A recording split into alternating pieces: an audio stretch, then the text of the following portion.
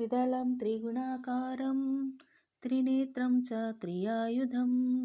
त्रिजन्मपापसंहारम् एकबिल्वं शिवार्पणम्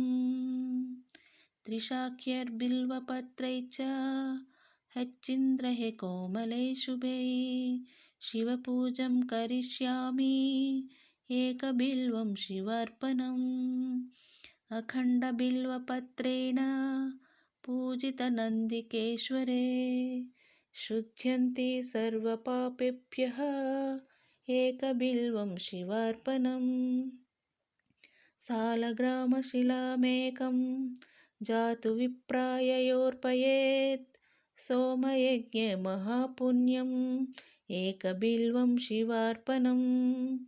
दन्तिकोटिसहस्राणि वाजपेयशतानि च कोटिकन्या महादानम् एकबिल्वं शिवार्पणम् पार्वत्या स्वेदतोत्पन्नं महादेवस्य च प्रियं बिल्ववृक्षं नमस्यामि एकबिल्वं शिवार्पणम्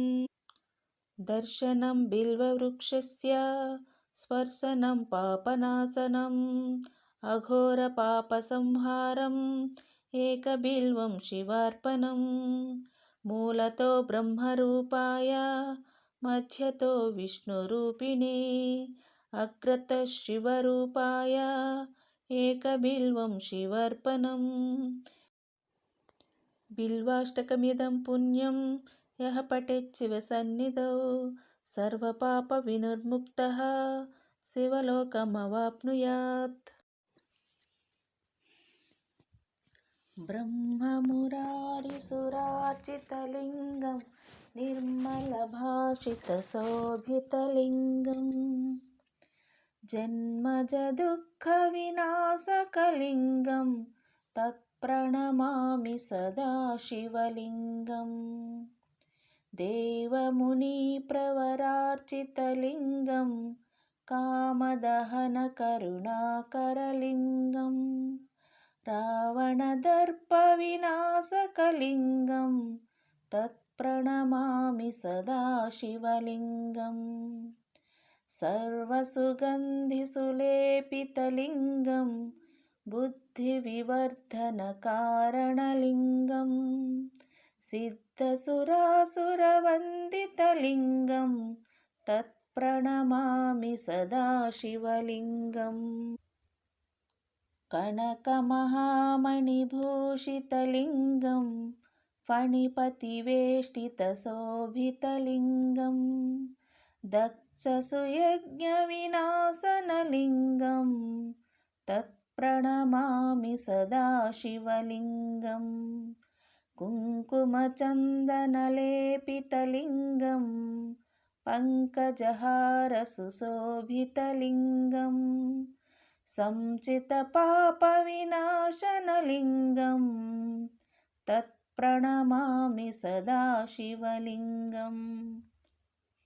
देवगणार्चितसेवितलिङ्गं भावैर्भक्तिभिरेव च लिङ्गं दिनकरकोटिप्रभाकरलिङ्गं तत्प्रणमामि सदा शिवलिङ्गम् अष्टदलोपरिवेष्टितलिङ्गं सर्वसमुद्भवकारणलिङ्गम् अष्टदरिद्रविनाशनलिङ्गं तत्प्रणमामि सदा शिवलिङ्गम्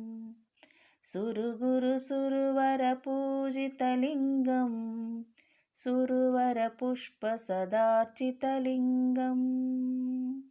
परमपरं परमात्मकलिङ्गं तत्प्रणमामि सदा शिवलिङ्गम् लिङ्गाष्टकमिदं पुण्यं यः पठेत् शिवसन्निधौ शिवलोकमवाप्नोति शिवेन सह मोदते। सौराष्ट्रे सोमनाथं च श्रीशैले मल्लिकार्जुनम् उज्जयिन्यां महाकालम् ओंकारे परमेश्वरं केदारं हिमवती पृष्ठे डाकिन्यं भीमशङ्करं वाराणस्यां च विश्वेशं त्र्यम्बकं गौतमीतले वैद्यनाथं चिलाभूमौ नागेशं दारुकावने सेतुबन्धौ च रामेशं घष्मेशं च शिवालये।